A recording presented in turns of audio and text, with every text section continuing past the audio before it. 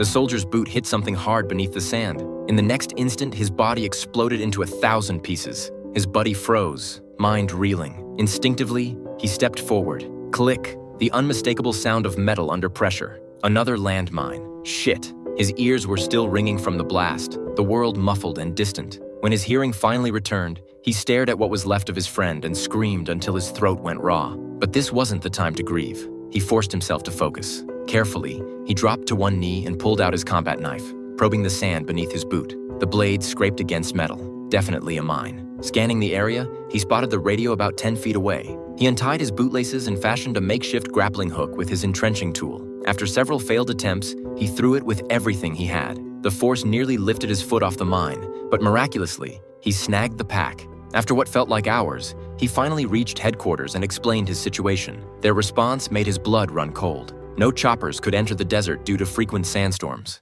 Ground rescue would take 52 hours. He set his watch timer, 52 hours in 113-degree heat. The odds weren't good. When hunger became unbearable, he ate his last piece of beef jerky and took 2 swigs from his canteen before it ran dry. Then a breeze picked up. He turned his head and his heart sank. A massive sandstorm was rolling in. He quickly shouldered his pack for extra weight and jammed his rifle into the ground as an anchor. By some miracle, he survived the onslaught, gasping for air. Grateful he hadn't been blown off the mine, his friend's body had been dragged by the wind to rest at his feet. That's when he noticed the radio was gone. He spotted it 30 feet away, carried off by the storm. All hope drained from him. To make matters worse, he'd already emptied his buddy's canteen. He fired several shots into the air and shouted for help, but the desert remained empty. Hours passed. The sun blistered his face until skin peeled away in sheets. Desperate, he tried to drink his own urine, but gagged on the acrid smell. Then he saw her, a little girl approaching with strange, uneven steps, carrying a water bottle.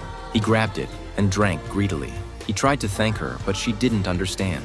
She pulled out a toy soldier, and he found one in his own pocket to show her. She arranged the toys on the ground and began pushing one forward. He didn't understand what she was trying to tell him. He gestured frantically toward the radio, begging for help, but she turned and ran, disappearing into the desert haze.